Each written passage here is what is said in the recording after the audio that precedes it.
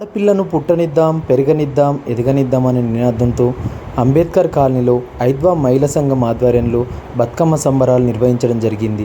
ఈ సందర్భంగా ఐద్వా జిల్లా కార్యదర్శి సుజాత మాట్లాడుతూ, చిన్నపిల్లలు, మహిళలను, ముసలి వాళ్ళని ఇలా వయసుతో సంబంధం లేకుండా హత్యలు, అత్యాచారాలు, దాడులకు పాల్పడుతున్న మృగాలకు కఠినమైన శిక్షలు వేసి మళ్ళీ ఆడపిల్లల విషయంలో జోక్యం చేసుకోవాలంటే భయపడే విధంగా శిక్షలు ఉండాలని ప్రభుత్వాన్ని హెచ్చరించారు.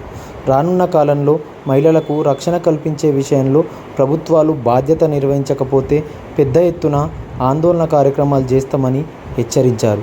ఈ కార్యక్రమంలో ఐద్వా నాయకురాలు వనజ, అర్చన, కళావతి, బస్తీవాసులు పాల్గొన్నారు. అఖిల భారత ప్రజాతంత్ర మహిళా సంఘం ఆధ్వర్యంలో అంబేద్కర్ కాలనీలో బతుకమ్మ సంబరాలు జరుపుకుంటున్నాం.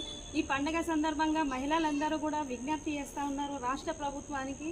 ఎందుకంటే చిన్న చిన్న పిల్లల పైన అట్లాగే మహిళల పైన, వృద్ధుల పైన హత్యలు, అత్యాచారాలు, దాడులు రోజు రోజుకు పెరుగుతున్న సందర్భంలో రాష్ట్ర ప్రభుత్వాలు ఏదైతే చట్టాలను అమలు పరుస్తున్నామని పేర్లు చెప్తున్నారో ఆ పేర్లకు, పేపర్ స్టేట్మెంట్లకు పరిమితం కాకుండా అమలు జరపాలని కోరుకుంటా ఉన్నారు మహిళలందరూ కూడా.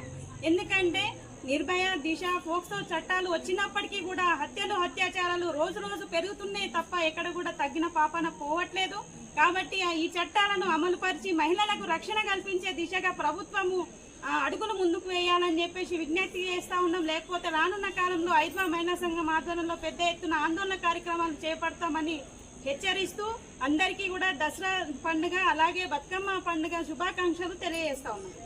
అందరికీ నమస్కారం, బతుకమ్మ శుభాకాంక్షలు. మేము ఈరోజు బతుకమ్మ సందర్భంగా ఒక సమస్యను మీ ముందు తీసుకొచ్చాము. ఏంటంటే నేడు ఇంతకుముందు సమాజంలో ఆడపిల్లలపై అఘాయిత్యాలు పెరిగిపోతున్నాయి. వయసుతో సంబంధం లేకుండా చిన్న పిల్లల నుంచి ముసలి వాళ్ళకు కూడా. సో రాష్ట్ర ప్రభుత్వం చాలా చట్టాలను ముందు తీసుకొచ్చింది, బట్ అవి మాత్రం అమలు కావడం లేదు. సో అవి అమలు కావాలని చెప్పేసి మేము ఈ వార్డ్ సందర్భంగా మహిళలందరము కలిసి ఈరోజు బతుకమ్మ పండుగని సెలబ్రేట్ చేస్తున్నాము.